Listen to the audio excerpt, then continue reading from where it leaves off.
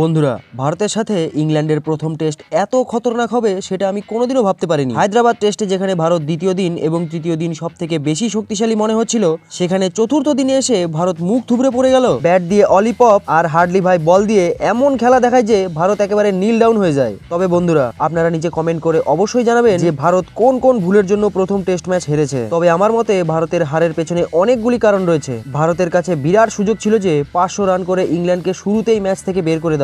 আর সব থেকে বড় দোস্ত রবীন্দ্র জাদেজার। কি দরকার ছিল রবীন্দ্র জাদেজার এত রিস্ক নিয়ে সিঙ্গেল রান নেওয়ার? ডাইরেক্ট হিট মেরে আউট করে দিলে তো বেন স্টোকস। নিজের টেস্ট জীবনে রবীন্দ্র জাদেজা প্রথমবার রান আউট হয়েছে, যার ফলে সে দ্বিতীয় ইনিংসে নিজের হাফ সেঞ্চুরি করতে পারেনি। আর ভারতীয় টিম প্রথম ইনিংসে তো ইংল্যান্ডকে একেবারে নিজেদের উইকেট উপহার হিসেবে দিয়েছে। প্রথম টেস্টে ভারত মজবুত স্থিতিতে থাকার পরেও দ্বিতীয় দিনের দ্বিতীয় সেশনের পরে 5 উইকেট হারায় ভারত। আর এর মধ্যে বেশিরভাগ প্লেয়ারই 4 এবং 6 মারার চক্করে আউট হয়েছে। কেএল রাহুল আর জয়সওয়াল তো 80 রানের ঘরে 6 মারার চক্করে আউট হয়েছে। আর অন্যদিকে রোহিত শর্মা, শুভমান গিল আর শ্রেয়াস আইয়ারও বাউন্ডারি মারার চক্করেই আউট হয়। এবার আপনারাই বলুন বন্ধুরা, টেস্ট ম্যাচে 80 রানে পৌঁছে যদি কেউ সেঞ্চুরি করতে না পারে তাহলে তো প্রশ্ন উঠবেই, তাই না? তার উপরে আবার ইংল্যান্ডের বাচ্চা প্লেয়ার অলিপপ 196 রানের বড় ইনিংস খেলে দেয়। অলিপপ এত সুন্দর খেলেছে যে ভারতীয় বোলাররা তাকে আউটই করতে পারছিল না। তবে ভারত 102 রানের মাথায় অলিপপের দুইবার ক্যাচ ছেড়েছিল। আর আপনারা সবাই জানেন, ক্যাচ মিস তো ম্যাচ মিস। তাই এইসব ভুলের জন্যই ভারতকে প্রথম ম্যাচে হারের মুখ দেখতে হয়।